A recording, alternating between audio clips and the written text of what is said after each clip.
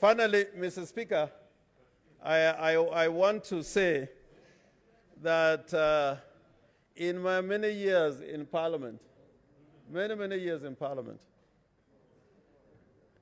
I would encourage, from my own experience, that each senator has got his own self-worth. And when you sit or come before the Senate as a parliamentarian, you have your own self-worth. And me, I can never be intimidated in my political life. Can never be intimidated. Because I've seen many people come and go. I've seen many powerful people come and go. I've seen presidents come here and go. I have seen people who, on their word, you would leave this house and you'll be locked in the same day. They have come and gone. I have seen very respected women in this country like Grace Onyango, who was in the committee for the special investigations relating to the disappearance of JM. Yeah. And that made me very proud because those days there were very few women. And she stood firm. She was required to change a report of the National Assembly.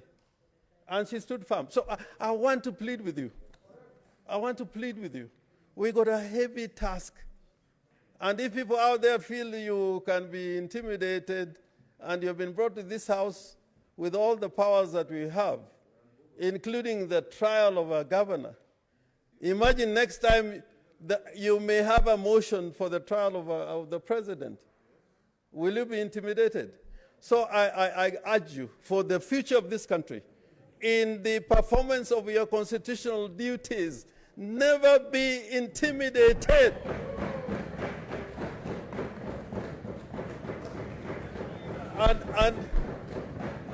And if my day comes, I'll accept it. If my day comes, I'll accept it.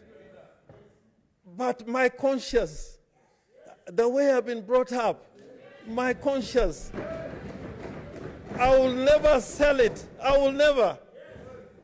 Because I know men and women, like the late Serenoy, one of the most brilliant lawyers. He could have lived longer as a parliamentarian. But for his standing for the truth, we are now enjoying some of the privileges. Let us think of these people who sacrificed so much. And in Parliament, people like quoting Martin Luther King, said so much. There's another famous French philosopher whom we like, that you may have the right of word to I may disagree with you, by Voltaire, but I'll defend you to death for your right to say it. It's so beautiful when you say it, but when that moment comes, we speak a different language.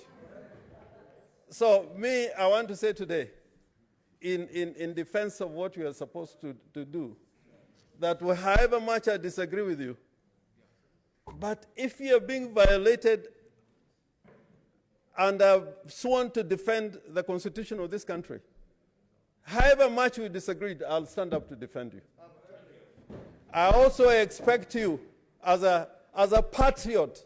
That's why the word patriot is there in Article 10, that you'll defend me.